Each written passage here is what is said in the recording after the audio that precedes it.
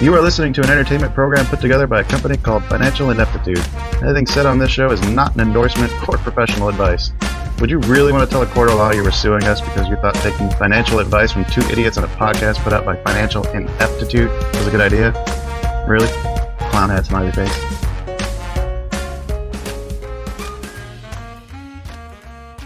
Well, hello and welcome, everyone. Welcome back. Get inside. We got another great special guest episode today. I'm Shopkeeper Dan, and with me, as always, is Kyle, creator of FinancialIneptitude.com. How you doing today, Kyle? Good, and you? Fantastic. Thank you for asking. Yes. Well, those are for Joel. Those are Letterkenny references. Oh, good. You don't care. You don't give two shits about how I feel. You just got to give the shout out for Joel. Nope. All right, folks, we have back with us in the shop once again, the wonderful, amazing Rich Friesen. How are you doing today, Rich? I'm just doing fine. It's a sunny, beautiful day in San Jose, and my wife has decided to move all the furniture around. So it's a honeydew day. Patching walls, screwing in shelving, and that sort of thing. So let's see how it works out. Is that normal for wives to do? Because I noticed that mine likes to paint about once every 3 weeks. Oh no, it's we've been here 5 years, so it's about okay. All right, fair enough. We'll give her that one. How's the book tour going, Rich? Last time we talked to you were getting ready to do your launch for A Private Conversation with Money. Yes, we had the launch, and I have a pretty big email list. So we started out the game, out the launch with a bang, and now it's just grinding away, doing Amazon ads. I'm doing podcasts like this one, and what's wonderful is I'm getting to meet a bunch of people with different viewpoints from different parts of the world to discuss money. But it almost always ends up, what is driving that? And it turns out to be that the conversations get very deep about how we behave as human beings, and eventually, how do we make the world a better place? So it's given me an opportunity, like a powerful business card, to talk to people that I normally don't get to. That's one of the fun things about hosting your own podcast is you get to do a lot of that too. Yes. Well, I'm looking forward to a creative conversation today. Well, I have some listener questions that I'll probably pepper in as we chat, but really just wanted to kind of dive in and learn a little bit more about the book. Okay. So why don't we start with that? How long did it take you to write this? Let's start there. Like, how'd you get the idea? How long did it take to come up? Well, first, the idea, I think I probably told my story, and I'll make a real short version of it here. I had left the large arbitrage firm, that had hundreds of millions of dollars in capital, started on my own. And for, 3 years, I got stuck at making $200,000 a year. And then there was a voice in the middle of the night that woke me up. It said, Rich, you're only worth $200,000. Long story short, I went to the exchange. I stood in the best spot in the pit. I fought for that spot for 3 months. The bell went off on the first morning. I went nuts. I bought and sold every series. And the pit thought Rich Friesen had gone nuts because I was the philosophy major, kind of standing at the back and very carefully buying this and selling that. And I went on to make many times that $200,000. And as I used that money to build my trading firm and hire other traders to trade, some of them would just take off, but about half of them got stuck. Or the most typical thing is they would make X amount of money and then give about half of it back. Make so much money and then give it back. And now as a coach, and I've probably reviewed almost 2,000 assessments of traders. And the most typical equity curve is you very slowly, disciplined, you work, you test, you back test, you implement, you execute, and you slowly start to make money. And then at some point, sometimes it's just one day, you blow the account or blow a big part of it. And what happens is you go, off the track.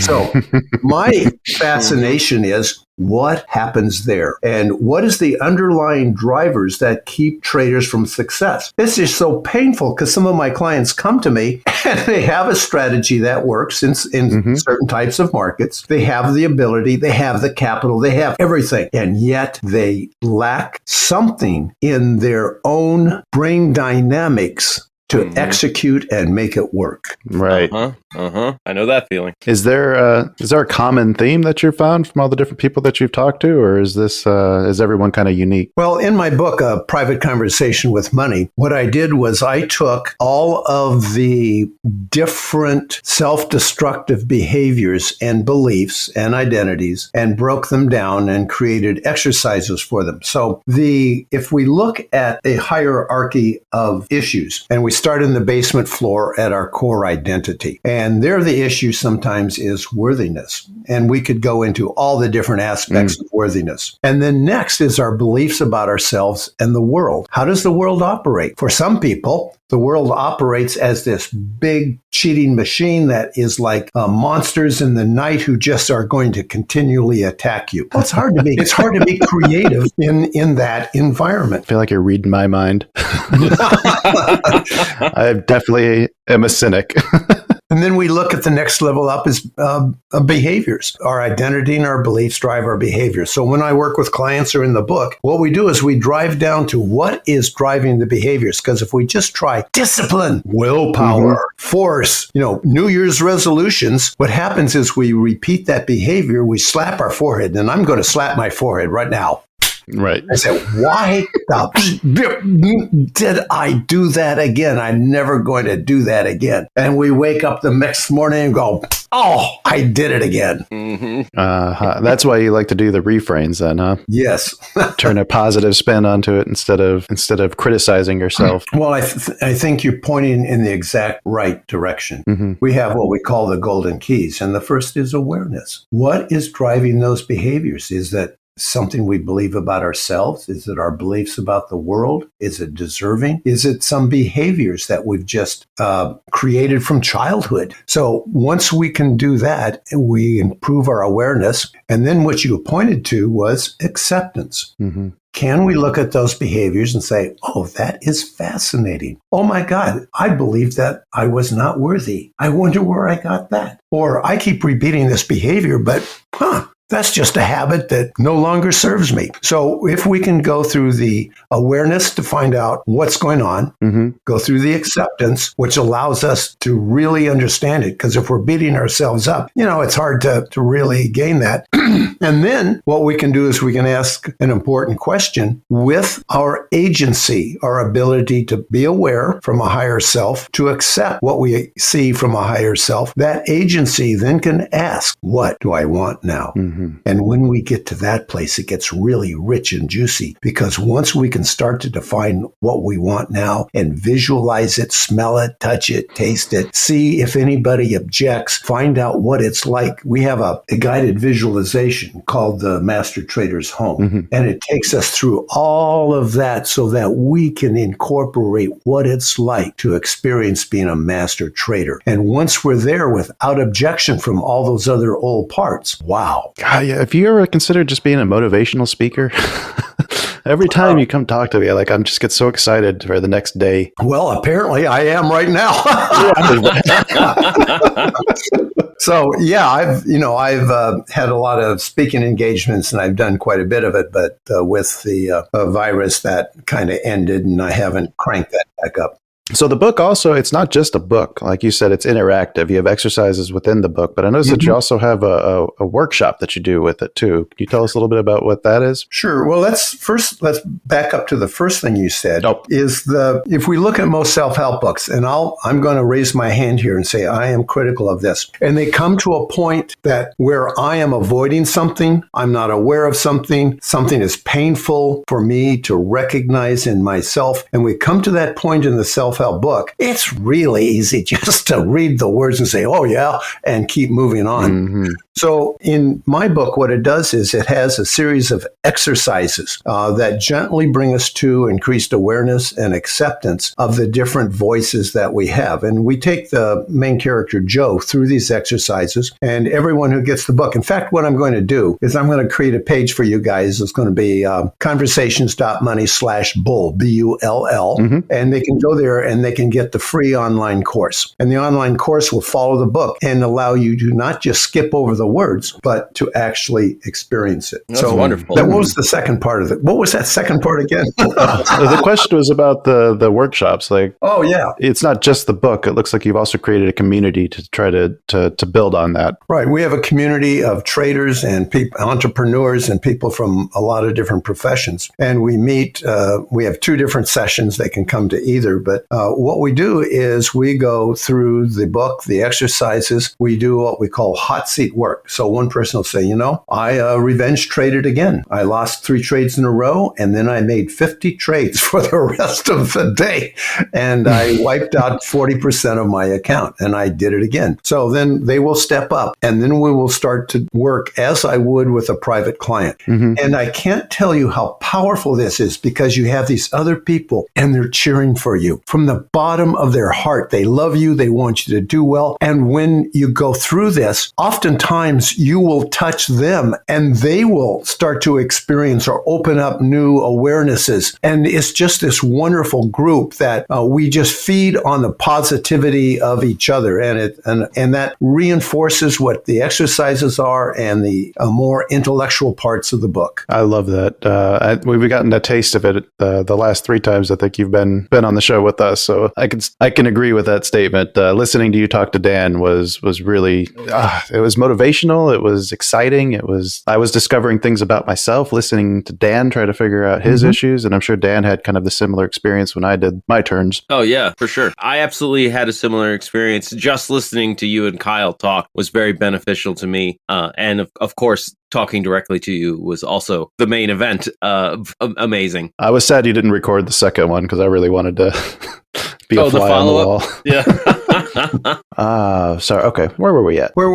So if we look at people listening to this podcast and you were to just prioritize, what are the biggest pain points they experience? And is there anything we can address that can make a real difference for the people who you are supporting and taking care of? Well, would you like to go to some questions? Sure. That sounds like a perfect segue. Right. Paul D, he asks, what's the path to getting your mind to execute on what it already knows? Well, that's what we were talking about earlier. So let's, I wish you were here so we can say, okay, let's go back and let me just give a demonstration of this, and I'll kind of play both parts. Mm-hmm. And the name was Paul? Yep. Okay, so Paul, let's go back to a time when you weren't executing what you know needs to be executed. When was that? And you'd say, a week ago. Well, what happened? Well, I saw a setup and I missed it. And I was afraid, and then it went my way, and then I thought,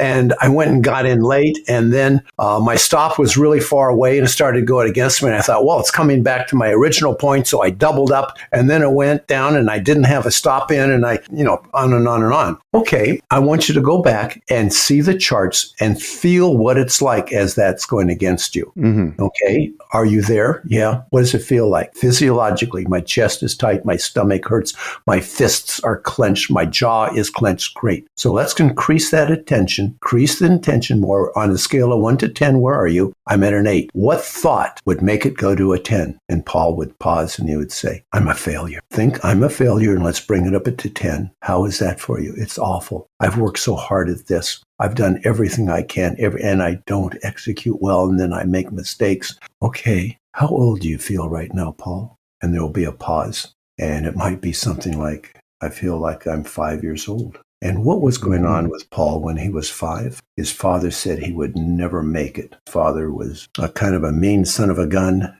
and he criticized me all the time, and I have to prove that he's right. And when the market goes against me, or I miss it, or I screw up, then I feel my father's voice. So now what I've done here is I've taken maybe a couple of hours of time with a client and compressed them into about 2 minutes. Right. But what we see is what is a driver, and that is maybe Paul's worthiness. And this is not the Paul that asked the question, obviously. Right, right. Yeah. I don't want Paul to say, oh my God, everyone knows about my life. Paul's dad's not listening too. Yeah, right. Okay, Paul's dad, this isn't Paul. Yeah. Well, But this is a similar process that happens when we have those things where we say we can't execute. Usually there's something, a deep driver that comes down to either on the highest level, just a habitual repeated behavior that is just neurons connected that are just firing, and we can start to create new neural connections. It could be belief systems about the world, or on the deepest level, which we just play acted, it could be our identity and that I'm a failure and I have to prove that I'm okay. In this situation, every tick against you is a referendum on your worth. Mm-hmm. Oh my God, how many clients come to me and that they need the profitable trade to be okay? And how can we trade rationally from that position? It's very difficult. Mm-hmm. It feels like that sometimes too. It almost feels personal when the market's oh yeah, going against you and just taking your money away, just laughing in your face. Yeah. And the other side of it is, like, I'll tell a story on myself, is that about 6 months ago, I said, okay, inflation is here to stay. It's going to be big. It's going to be long. So, I went into a bunch of stocks that I thought would do well in inflation. Mm-hmm. And I was just looking at them this morning. And I was going, oh God, I'm good. I saw this coming. I saw it before the market hit. Rich Friesen, you're you can't swear on this program, I assume. Yeah, you can. Okay. Yeah. You're a fucking genius, Rich. Yeah. and I caught myself. The other side is I'm not worthy, which is really difficult. But the other flip side of that, and I caught myself, was when we get hubris, and that's a Greek word for overconfidence. And that can be a killer too. You've made your system works. You've executed beautifully. You've got 10 winning trades in a row. You can do no wrong. Uh-oh. Yeah. We actually just talked to a fellow the other day, and one of his tips that he likes to give new traders is if you have a great day, scale down the next day or sit out entirely. Don't let that overconfidence get you overextended. And I actually had to do that today. Yeah. I had a good day yesterday, so I think I just managed positions that I have open on swings. That's it. Well, that's a really good point. And part of my training with my clients is to do exactly that, is to create start over, to bring us back to neutral. Mm-hmm.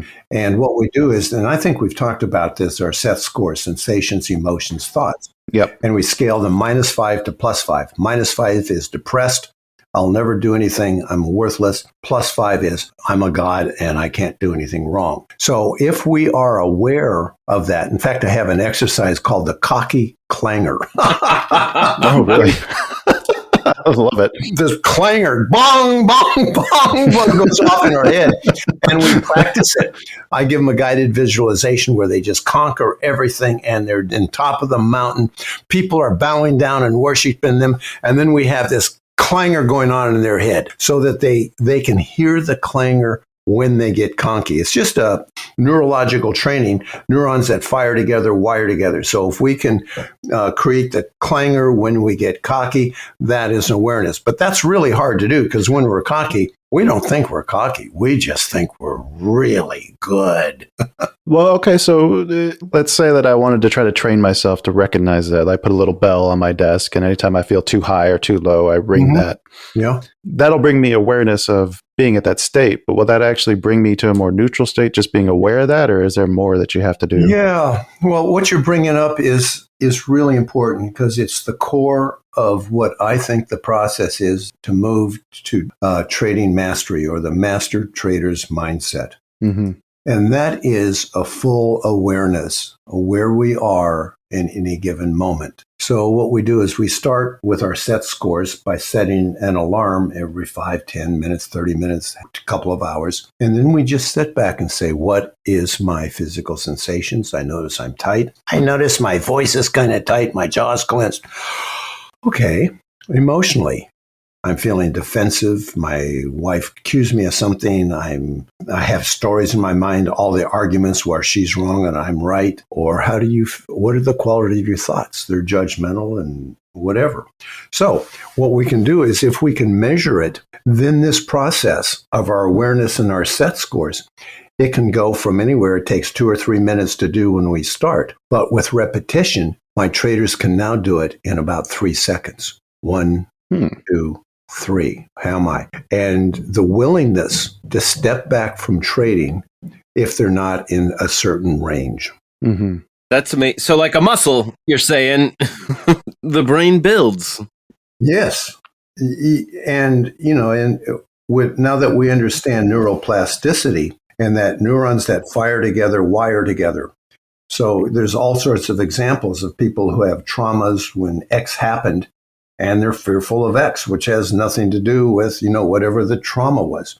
Or rats or dogs salivating with bells. There's just lots of examples of how when things get wired together, when things fire together, they get wired together.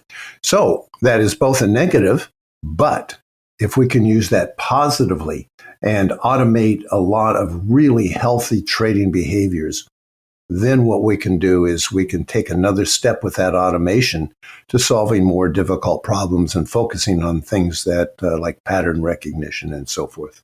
I feel like I need to add that breathing exercise to my normal day. I don't know why it is when I talk to you, but I always just feel so much calmer. Excellent. Is it your voice? I'm inviting you right now and everybody who's listening to take a breath and to just notice their physical sensations, their emotions. What are they? Angry, happy, sad?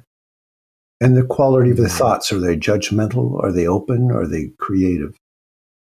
And that's my invitation to almost everybody all the time, even in personal relationships.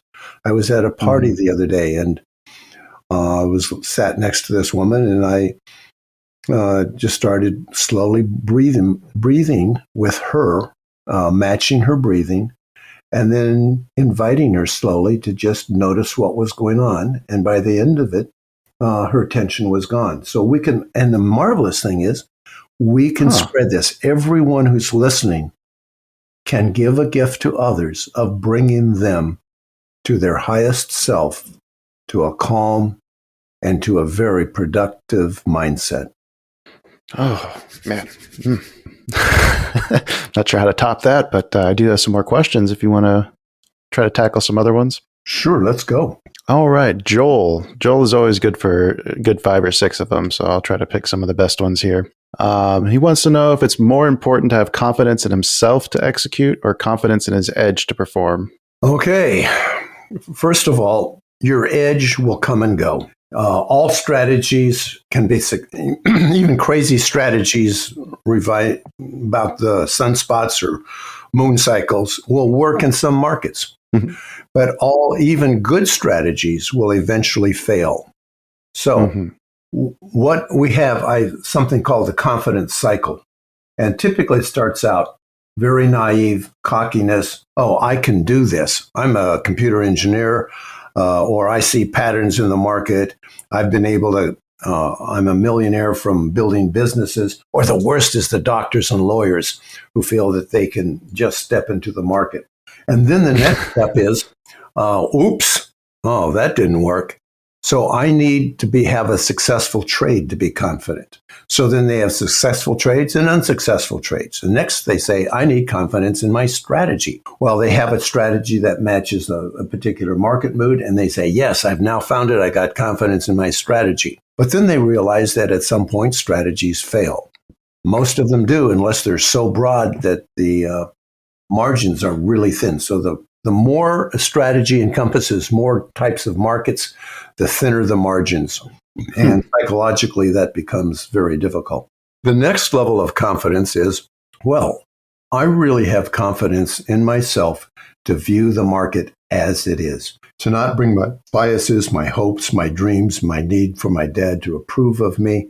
Whatever it is, I can just see it as it is, almost as a baby, as a naive person. And then knowing that, I can apply a strategy that will work in that market.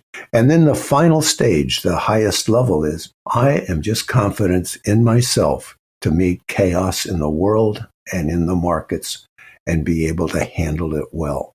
So that is what I call the circle of confidence. So confidence is built on performance, and history and working through the issues, you get to the point where it's not confidence in yourself in a kind of a cocky sense, but confidence that the world is changing and I will meet the world and I will learn from it and I will make mistakes. And that's just fascinating because my processes are continually to learn, improve, and make my world a better place. Well said. Yeah. He's got another really good one on here about hesitation and confirmation. I had to get some clarification on this, but it comes to the difference between waiting for confirmation to enter a trade versus hesitating to subconsciously miss the trade. And how can he tell the difference and how can he manage the hesitation versus the confirmation? So if it were a private client, we'd say, sometimes I trade live with my clients and the client will say something, it looks like the setup's here. Oh my gosh, let me check this screen over here, or let me check the 2-hour bars, or I can hear it in their voice. Yeah. I can feel it. Yeah. So then I say, let's do a physical sensations or emotions and thoughts, and it'll come down to, let's say in this example, a fear of making a mistake or a fear of loss. And then we'll look at that fear. Where did that fear come from? So the problem is always there, is the setup here? But if I look at the traders who've gone through our system or who've really mastered it, when the setup's there, there's the execution and the mouse click, there's just no difference. It's just there. And so one of the other things I do is have my clients have 3 hats or 3 jackets or shirts. And one jacket or hat or shirt is our research. That is building our strategy, testing our strategy, looking at how it works and understanding the markets. The second hat is our risk parameters. How much do we risk on a trade? Where do we put our stops? Do we follow on a profitable trade and add to it? And so the risk manager has that role in a different hat. And then we have the person that's executing. So I don't know if I told you the story about the time that when I first started trading, that I failed to execute. You have? You've told it. It's kind of become a thing now, though. You've told it, I think, each time you've been on, and I love it because every time there's a different lesson. And probably every time my memory is different. It's a different story. I had on my cowboy hat and spurs that day. I was told I worked for a large arbitrage firm, and Comdisco, the stock had some accounting false stuff, and the stock dropped 30% or something. Implied volatility in the options was running 80. And I was told to go in and sell some premium. So I sold 20 lots, came back, and they said, no, we want to sell some premium. Sold 100 lots, came back. And Joe, the founder of the firm, the big guy, came on the phone and said, Rich, do you want us to give us this order to a broker? I went back into the pit. Sold. So the point here is when we hesitate to execute, that means we have a mix of our strategists come in and say, well, wait a minute, is this really the strategy? We have the risk manager who said, but what if you lose money?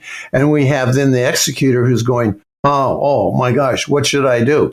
So keeping clarity. And if you're part of a trading firm, the beauty of that is there's a risk manager and you'll say, put on 1,000 lots. And the strategist will say, we want to put them on at this price, and this is our risk, and this is our, our stop, and this is our goal. And your job is just to execute. Well, that is really a relief. So if you, and independent traders, the challenge there is you have to do all 3 jobs. So the best we can do is really separate the functions. I like that, putting separate hats. Put your hat on when you're doing your research, take it off, put your risk management hat on, and then when you put your execution hat on, there's no more questioning anymore. When it hits your price, you execute. Right. And what we have lousy trades and lucrative trades. So we journal them. A lousy trade is a trade that You weren't in the right mindset. You didn't enter it according to your strategy. You got out too soon because you didn't want to take a loss. You canceled your stop or whatever it was. And if it's profitable or not profitable doesn't matter. It's lousy. Then we look at lucrative trades where all of those were in a line. And sometimes the trader will look at, we have an application called Mind Metrics that measures this really easily. We'll look at it and they realize that if they just executed their strategy, they'd be profitable tomorrow. Right. The red trades were the ones that were off strategy, the emotional ones, the impulsive ones, the fearful ones. So again, if we look at execution and we get a history of what happens to those well-executed, lucrative trades, what a confidence builder that history is. But a lot of traders, they don't keep the distinction between the different types of trades they do, and as a result, they don't know what to adjust or what to change. It's also the fallacy of just looking at the P&L of a trade too, right? Oh boy. Oh yes. In fact, I saw a cartoon I just loved the other day. Some business people were looking at a chart and one of them says, "Boy, did we make a bad decision." And the other guy said, "No, at that time we looked at everything. We made a really good decision, but it just didn't work out. But we'll continue to make good decisions." So, we judge a trade on whether it was profitable or not. And as you well know, in fact, what would be your guess is the percent of profitable trades for my most successful traders are? Your most successful? Traders, yeah. What percentage of trades are profitable for them? I would guess between 30 and 60%. That's a good guess. It's around 40 to 45, 50, under 50%. When they get over 50%, their profitability tends to go down. So if we are looking at the P&L of a trade to determine our decision process, my gosh, we're going to be beating ourselves up every other trade. Right. Helps to remember that sometimes. Oh, yeah. I think last time we were on, we played a game of the quarter flip. Oh, yeah, right. And every flip of the quarter, every trade, what's every trade worth to you? Yeah. And then trying to come up with that number. I think I could probably answer that now. Right. You know what's amazing? I do that coin flip for myself, and I still get a thrill when I call it right. And I still have this little bad feeling when I call it wrong. That is built into our friggin' human brains. It was me, not probability. Yeah. Right. Okay. I have, let's see, maybe two more questions. Okay. I got one that Joel and I both share. It's a question about SIM. And why is it on SIM? Oh, wait, he's got it backwards. Okay. He wants to know why when he gets on SIM, he goes rogue, but with real money, he follows his plan. Is there a way to try to trade SIM like it's real? Well, that is the opposite of almost everything I've heard. So yeah, that's so the opposite for me too. Between the two scenarios, that's the better scenario. Yeah. I must have misread that when I first looked at it. Yeah. It's like, I'd much rather have SIM be my rogue playground. Quick story. Client was in the Bay Area, which is unusual because my clients are all over the world. Went and saw him trade on SIM. And he was leaning back and saying, okay, here's a setup, but it's not quite right. It doesn't have this. And I need this for the setup. And then there's this one. Well, look at the type of market it is today. We should see several setups. Okay, here it comes right here. Bang, executed, stopped out. Okay, so about 40% of my trades are stopped out right now in this market pattern. So let's look. Oh, here's another one. Bang, execute. Okay, this one went to the target. We'll do it again. Another one went to the target. I said, okay, let's go to real. And so all of a sudden, his voice went up a little bit. He leaned forward. His jaw clenched. And I could tell his breathing was shallower. Mm-hmm. And he said, oh, damn it. We were in this pattern, but I'll bet you they're going to fuck me over on this. They're going to get me. God damn this. Look what they're doing here. Those son of a bitches. Look what they're doing. Look, they're taking this. They're just running this friggin' market up. Okay, here comes a setup. I hope they don't get me. So that's an exaggeration a little bit. Yeah. I bet it's not that much, though. The difference between sim and real is measured in between our ears. Mm-hmm. So this is really interesting. So if traders have a difference between sim and real, for example, sim, they don't take it seriously, but trading trade, they do. Much better to have it that way. But Yep. but if, for example, they make money on sim and then don't, is first you measure in sim, you measure your set scores. What are my physical sensations? What is my voice like? What is my breathing like? What's my heart rate? What are my emotions? What is the quality of my thoughts? Okay, now I'm going to turn on real. Now I'm going to do the same thing.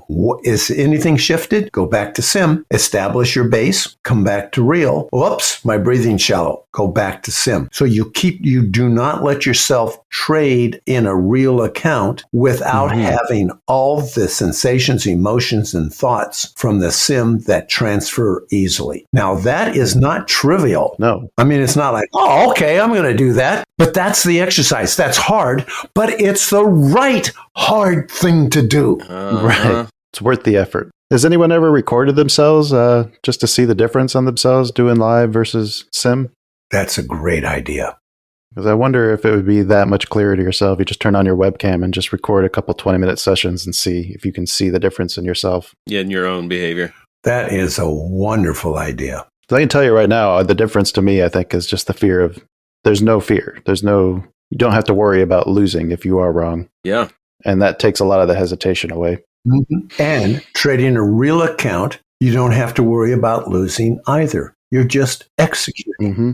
The guys that worry about losing were the strategy, a developer, and the researcher, and the risk manager. But when you are the executor, that's their problem. You just execute, and the end of the week, you say, I executed this strategy faithfully. Now, it's time for you to do your jobs. And the strategy developer say, well, we traded 40% of our trades were profitable. Our win-to-loss ratio was 4-1, and we made a lot of money. I think that we need to keep track of the type of market it is to make sure our strategy applies to that type of market, but I'm happy. The risk manager will say, okay, you stayed within the risk parameters, you set your stops, you got out, you went to target, I'm happy too. So if we are executing our strategy, and let's say we're not making any money, then we can go back to the risk manager will say, oh, look, you canceled your stop. What the fuck did you expect?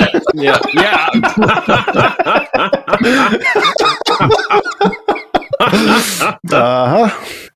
So if we divide the roles up, then we can know where we need to develop and apply our intelligence and our ability and our experience. But if they're all messed up in this big cauldron of soup and we can't tell the difference, how the hell are we supposed to get better? Right. Can't. I gotta admit, from as far as futures are concerned, I got fired as an executor by my risk manager and my strategist when it comes to trading futures. Okay. I need to get more. They said you need more experience. Come back when you're ready to be serious. So I'm taking a prolonged break. Oh, I really respect that. You had the roles, you saw where the issue was, and then you are working on correcting it. Well done. Well, the best part about that, too, is he has something that's successful that he's going back to build that experience. And when Dan and I were talking, he was telling me about how he's funding his futures account through his options trading. Yeah. Okay, if you're making the money doing options, let's just focus on that for a while. Yeah, indeed. I'd like to talk about something that we alluded to earlier and that surprised me was that no trader has ever come to me and said, Rich, I'm not prepared for wealth. Not one. Right. So my problem is I'm not prepared for wealth. But we know that most lottery winners return to their original net worth in 5 years or something. NFL football players who've made millions, 60 or 70% of them don't have enough money to retire. Mm-hmm. And what happens is, as a trader, we have the ability, once we have a process, I mean, very few of us are going to have so much capital that we're moving the market and we have to worry about that. We can expand, we can leverage what we do to tremendous wealth. But most people are not prepared to step into that. We have survival mechanisms that have survived struggle. Some of us have survived poverty or other traumas. And to step into a successful world, are some of us like my identity in the original story. It wasn't prepared for it. And so what I would caution everybody is that if you do all this work and it takes 3 or 4 years and you're successful, is to look out for a limit. In other words, when you start to trade, you're making a lot of risk to learn a whole new thing, a difficult, complex, adaptive systems, your brain, your attitude, your mindset, the complexity of markets and strategies. And you take the time and the risk to manage all that. And then if you don't have the internal ability to step into wealth, what you've done is you've capped the upside and you allow the downside to run. So it's like putting on a trade where you put the target very small, but you put the stop way far away. And I know nobody believes this until we get to the point where we are successful and then something happens. And so I would just caution everybody to make sure you are capable of allowing the upside to run. Is that why I have trouble with cutting winners too soon? Oh, well, we could go into that. And make a discovery. Generally, that is a fear of loss. I don't want to give it back. Yep. But, that also applies to the larger long-term picture and whether we are even worthy of that. Or I've had a trader who just struggled. And every time he'd start to make money, he would just give it back and struggle. And it came to the point where, if I were to stop struggling and step into my dream, my world would change so much. And I realize I don't want my world to change. So I am going to continue in this struggle and trying different things and developing strategies and doing this because that's what I love to do. And if I started to make money, that would take me away from my love. So he said, thank you for the awareness and go away. Wow. The story's powerful because some of us have that subconscious voice and don't recognize it. I really respected him because he recognized it and accepted it. I was going to say, that's acceptance at the highest level. That is. Yeah.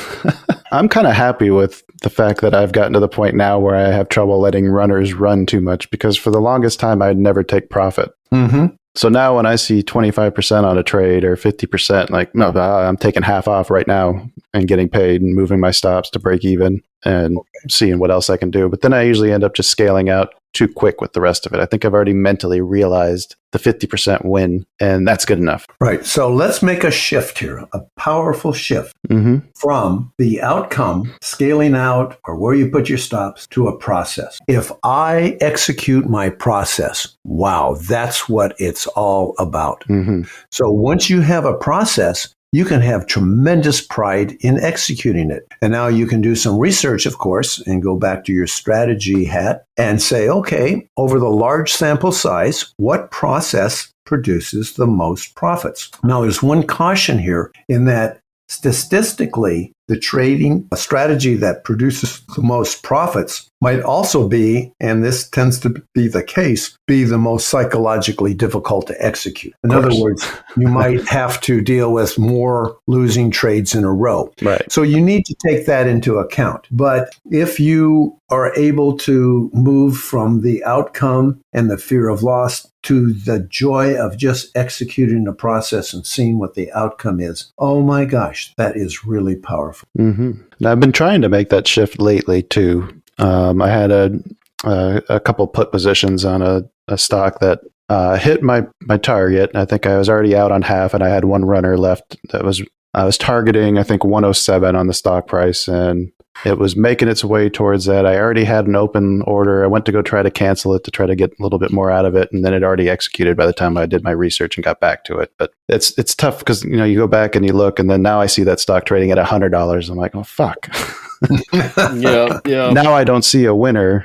I think the trade ended up being all told 49%, a 49% win. Now I'm seeing a big red number because I missed out, and that's the hard part. Now that we know where that trade would have gone, exactly. Why the hell didn't you execute it correctly? Huh? I know. I know. This is terrible. You're an awful trader. Look where it went.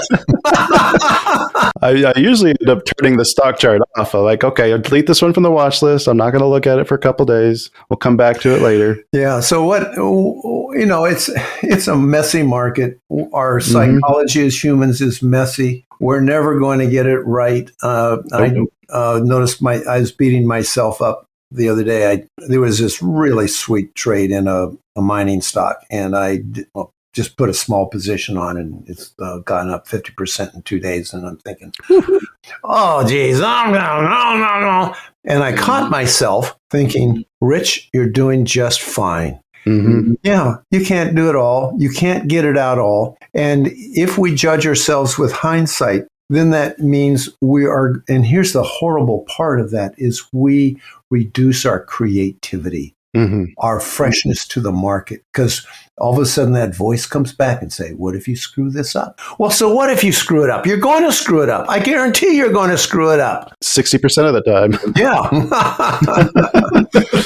Again, that comes back to process. We can control the process 100% of the time. I think Rich is making a great point about focusing on the process. And I think that's my next step in my development. And that's what I'm going to be focusing on for the next month. Oh, yeah. Likewise. Taking joy in the process. I really like that idea. I tell you, it feels so powerful. Stay with a process and look at the outcomes. You know, outcomes are important. You can step into the outcomes, but know you're stepping into them, and then step out of them and go back to process, and then look at the outcomes, go back to process. But the feeling of competence and confidence, those words that came up earlier, my gosh, I am capable of creating a process and following it. That in and of itself is life-changing. Just the idea of taking pride in it. Like, we don't do that enough. We should be proud of what we're doing, especially when we're doing it right. That's true. Taking that moment and feeling that pride in yourself and what you're doing, I think, is just as powerful as anything else I've ever heard anybody say. Right. And with my wealth workshop groups, what we do is we celebrate victories. Not victories like somebody made a trade and they made money, but like I had this X process, and in the real time, I was able to realize that no longer serves me. And I stepped into a process now that feels so much better. Oh my gosh, we are going to cheer that guy for minutes, or woman. In the wealth workshops, we have women and non-traders also, but being able to celebrate that process. And I think that in our culture, I got to be really careful here so I don't get you guys canceled. We'd welcome the publicity. In our culture, and I'm not talking about man or women, but the masculine energy of conquering and proud of our abilities and our strength and our ability to look at the world and be powerful in the world, that our culture is no longer supporting that. And if we can support that in our groups, in our trading, and as entrepreneurs, in our careers, and we have people that support that positive energy, wow. Yeah, when did the second part of the struggle become obsolete? Like, we used to listen to people tell their stories about like how they've been, the obstacles they overcame, and we cheer the overcoming the obstacles, and now we cheer the person who has struggles, but we're skipping the overcoming part. Yeah, in fact, in our culture, I'll listen to some unnamed public radio stations. You listen to it, it's about half of it or even more is about victims. And we are getting to the place where the more victimized we are, the more powerful we are. And that does not make for a very supportive world where we can all appreciate each other, support each other, and cheer our successes. Well, before we dive too deep into this rabbit hole, Dan, do you have anything else that you wanted to dive into before Rich tells us where people can find the book and the workshop? No, just a increased gratitude for stopping by, Rich. Thank you so much. It's always great talking to you. You're always opening doors inside me and my brain, and I love it. Me too. Not like that other guy. Oh, good. Yeah. If people want to learn more, conversations.money is for the site we're working on in celebrating money positive beliefs. And for traders, we have mindmusclesfortraders.com, and you can go there. And if you want to, you can email me, rich@mindmuscles.com. My Skype handle is just Mind Muscles. So I'm really open. I'm happy to talk to anybody to see how we can support you. My mission in the world is to invite everybody into their highest power where they can serve themselves and serve the world and make a better place for everyone. I love that mission.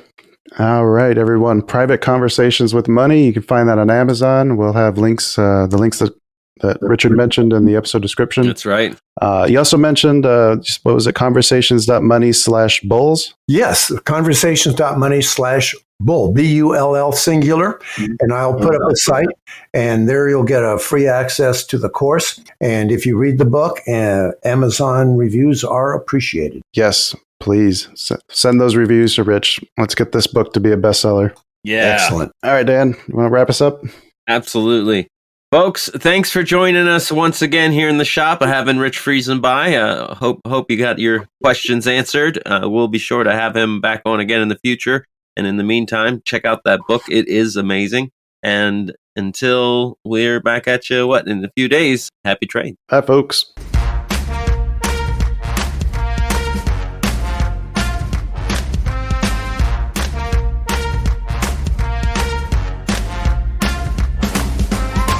Two Bulls in a China Shop is an entertainment program, and all thoughts and opinions expressed in the show belong to the hosts and not of any company. They are not intended to provide specific advice or recommendations for any individual or on any specific security or investment product. It is only intended to provide entertainment about stocks and the financial industry of trading. If you make trades based on what you hear in this show, you assume all risks for those trades.